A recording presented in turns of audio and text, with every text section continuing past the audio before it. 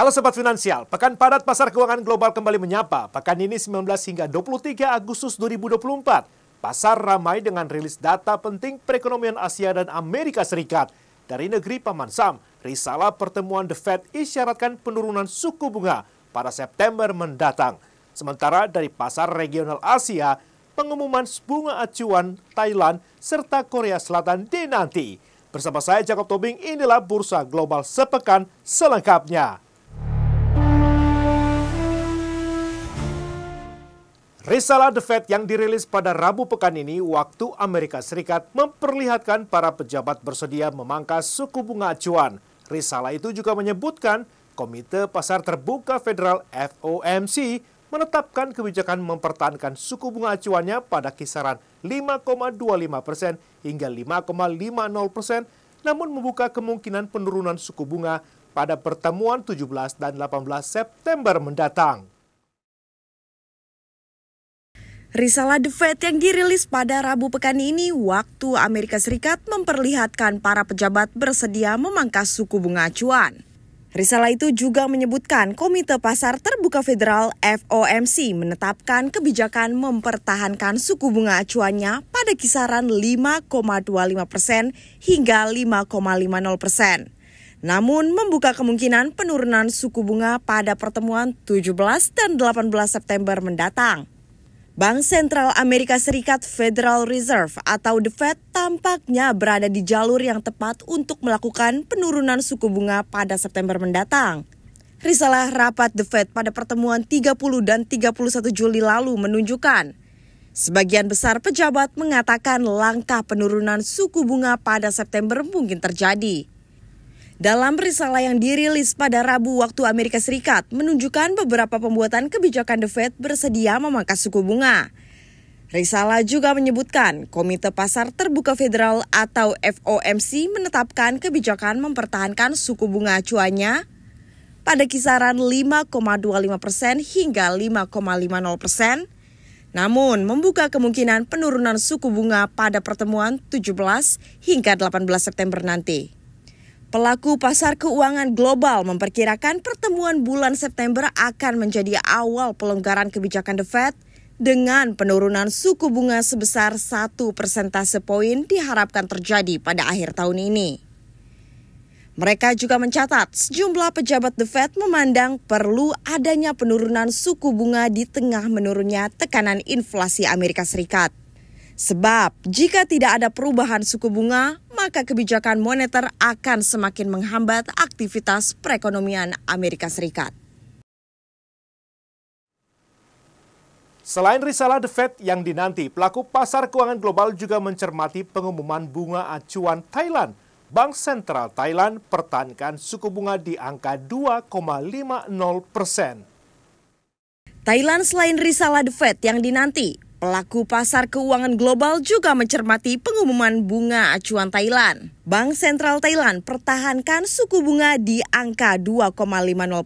Bank Sentral Thailand, Bank of Thailand atau BOT mempertahankan suku bunga acuannya tidak berubah untuk kelima kalinya berturut-turut pada Rabu waktu Thailand. Suku bunga tersebut sesuai dengan ekspektasi pasar. Suku bunga ini dipertahankan di tengah kondisi perekonomian yang lesu dan ketidakpastian kebijakan fiskal setelah pemecatan Perdana Menteri oleh pengadilan. Komite Kebijakan Moneter BOT melakukan voting memilih suara terbanyak untuk mempertahankan suku bunga repo 1 hari di 2,50% yang merupakan tingkat tertinggi dalam lebih dari 1 dekade. Sebelumnya, BOT telah menaikkan suku bunga utamanya sebesar 200 basis poin menjadi 2,50% melalui 8 pertemuan antara Agustus 2022 dan September 2023.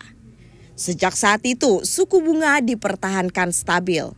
Bank Sentral Thailand juga menyatakan inflasi tahunan berada di angka 0,83% pada Juli kemarin. Inflasi akan kembali ke kisaran target 1 hingga 3% pada kuartal keempat tahun ini. Negara dengan ekonomi terbesar kedua di Asia Tenggara ini tumbuh 2,3% pada kuartal April hingga Juni dibandingkan dengan tahun sebelumnya, meningkat dari pertumbuhan 1,6% pada kuartal sebelumnya. Sementara itu, Bank Sentral Korea Selatan mempertahankan suku bunga tetap tidak berubah pada Kamis waktu setempat. Bank of Korea mempertahankan suku bunga acuan sebesar 3,50%. Bank of Korea mempertahankan suku bunga acuannya di angka 3,50%. Bank Sentral Korea Selatan itu juga mengisyaratkan siap memulai pelonggaran kebijakan seiring dengan meredanya tekanan harga dan pertumbuhan ekonomi. Pelonggaran kebijakan diharapkan meningkatkan ekspektasi penurunan suku bunga pada pertemuan Oktober mendatang. Bank of Korea dalam pernyataan kebijakannya juga mengatakan mereka masih mencari waktu yang tepat untuk penurunan suku bunga sambil mempertahankan sikap kebijakan moneter yang restriktif. Para ekonom memperkirakan Bank of Korea akan mulai menurunkan suku bunga pada pertemuan kebijakan berikutnya di 11 Oktober nanti. Prospek pemotongan suku bunga di bulan Oktober nanti terjadi ketika bank-bank sentral di dunia mengurangi pengetatan kebijakan agresif di dalam beberapa tahun terakhir. Bank-bank sentral tersebut adalah Bank Sentral Kanada, Selandia Baru, dan zona Euro. Mereka semuanya melonggarkan pengaturan moneter negaranya. Salah satu alasan Bank of Korea memperlambat penurunan suku bunga adalah meningkatnya resiko stabilitas keuangan Korea Selatan. Mereka ingin menjaga stabilitas tersebut. Sementara itu, nilai inflasi konsumen tahun ini diperkirakan sebesar 2,5%. Angka ini lebih lambat dari tahun sebelumnya yang berada di posisi 2,6%. Bank of Korea juga menurunkan perkiraan pertumbuhan ekonomi. Mereka memangkas perkiraan pertumbuhan tahun 2024 menjadi 2,4% dari 2,5%. Itu dilakukan setelah Korea Selatan secara tak terduga mengalami kontraksi pertumbuhan pada kuartal 2. Masih dari zona Asia, People's Bank of China (PBOC) mengumumkan pada Selasa waktu setempat suku bunga utama pinjaman 1 tahun akan tetap di angka 3,35%. Sementara itu, suku bunga 5 tahun yang merupakan referensi untuk kredit jangka panjang termasuk hipotek tetap berada di angka 3,85%. People's Bank of China atau PBOC mempertahankan suku bunga pinjaman acuan mereka tidak berubah untuk Agustus karena margin keuntungan berada di bawah tekanan dan para pembuat kebijakan fokus pada kesehatan lembaga keuangan. PBOC mengumumkan suku bunga utama pinjaman 1 tahun akan tetap di angka 3,35% dan suku bunga 5 tahun yang merupakan referensi untuk kredit jangka panjang termasuk hipotek tetap di angka 3,85%. Keputusan tersebut mencerminkan tindakan penyeimbangan oleh China setelah Gubernur PBOC Pan Gongsheng mengatakan pada minggu lalu bahwa pihak berwenang akan menghindari mengambil tindakan drastis meskipun mereka bertekad untuk mencapai target pertumbuhan Beijing. Kemudian perhatian investor semakin terfokus pada suku bunga repo 7 hari untuk menilai arah kebijakan moneter. Pan Gongsheng mengisyaratkan Bank Sentral beralih ke suku bunga repo 7 hari untuk memandu pasar setelah bertahun-tahun menggunakan fasilitas pinjaman jangka menengah. Masih dari data ekonomi penting lainnya, Kementerian Keuangan Jepang merilis indeks ekspor impor negeri matahari terbit itu. Ekspor dan impor Jepang naik dengan laju yang lebih cepat pada Juli lalu di tengah pemulihan ekonomi yang berkelanjutan. Data Kementerian Keuangan Jepang memperlihatkan ekspor Jepang naik dengan laju yang lebih cepat pada Juli 2024. Data yang dirilis pada Rabu waktu Jepang menunjukkan ekspor naik 10,3% dari tahun lalu. Angka itu melaju dari 5,4% pada bulan sebelumnya. Kenaikan ini dibantu oleh yen yang lemah dan peningkatan permintaan di sektor otomotif. Melonjaknya ekspor menandai pemulihan ekonomi yang berkelanjutan pada kuartal ini.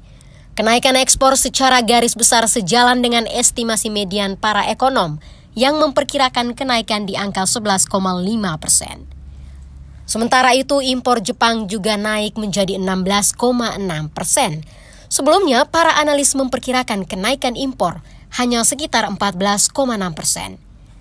Dengan kenaikan impor yang lebih besar, neraca perdagangan berbalik menjadi defisit 621,8 miliar yen Jepang atau setara dengan 4,3 miliar dolar Amerika Serikat.